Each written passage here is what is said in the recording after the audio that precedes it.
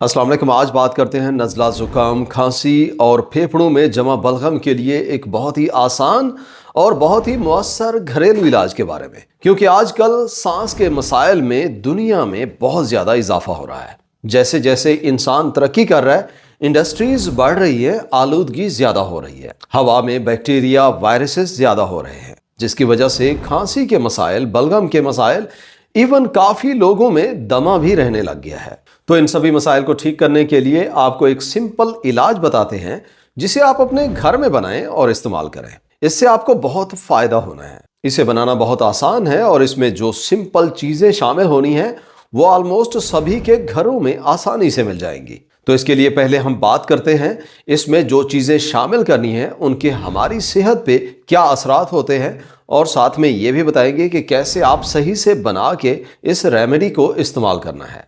तो चलिए जानते हैं पहले इंग्रेडिएंट्स के बारे में। Number 1, ginger.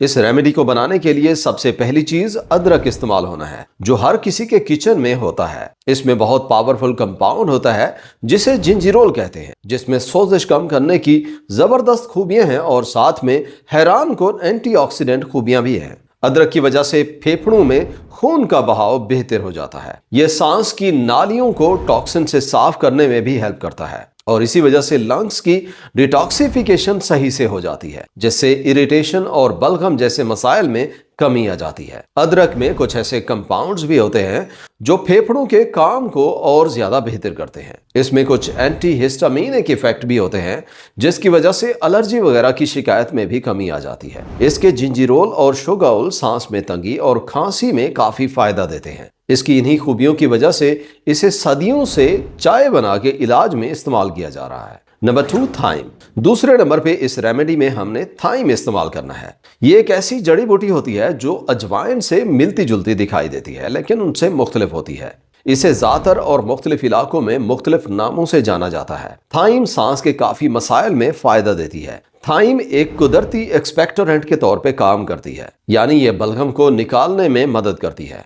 इसमें कुछ एंटीसेप्टिक खूबियां भी होती हैं, जिसकी वजह से सांस के मसाइल में होने वाले कुछ इन्फेक्शंस में भी फायदा मिलता है। इसकी वजह से रेस्पिरेटरी सिस्टम में रेशे को निकालने में मदद मिलती है। इसमें एंटी माइक्रोबियल कंपाउंड्स के साथ एंटी स्पाज्मोडिक कंपाउंड्स भी होते हैं। इन सभी खूबियों की वजह से ये सर्दी, जुकाम, खांसी में काफी फायदा देती है और हत्ता कि किसी को टॉन्सिल्स का मसला है या लेरिंजाइटिस के मसले में भी फायदा मिलता है। रिसर्च के मुताबिक थाइम का इस्तेमाल ब्रोंकाइटिस, जो सांस की नाली में सोजिश की वजह से सांस में तंगी की एक बीमारी होती है, उसमें भी फायदा देती है। ये हमारे इम्यून सिस्टम को बूस्ट कर देती है, जिससे जिस्म में कुव्वत मुदाफ़त बेहतर रहती है और इसी वजह से साथ में दूसरी बीमारियों में भी फायदा मिलता है। थाइम को इसी वजह से मुख्तलिफ कफ सिरप्स में भी इस्तेमाल किया जाता है। नंबर 3, हनी। इस रेमेडी में तीसरी चीज शहद शामिल करना है, जिसमें कुदरती तौर पे काफी मेडिसिनल हीलिंग खूबियां भी हैं।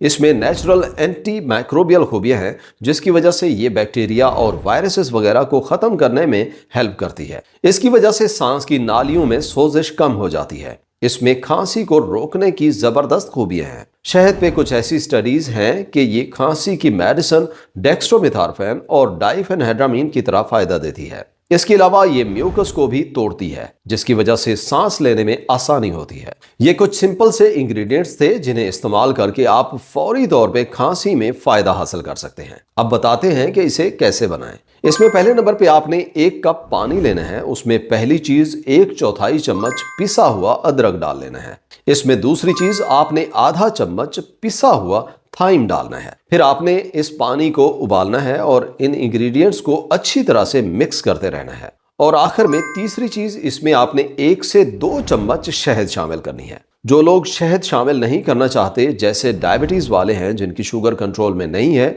या कीटोजेनिक डाइट पे जो लोग हैं, वो इसकी जगह कोई भी नेचुरल स्वीटनर, स्टीविया वगैरह शामिल कर सकते हैं। या फिर वैसे ही ये इलाज बाकी 2 चीजों से बना लें।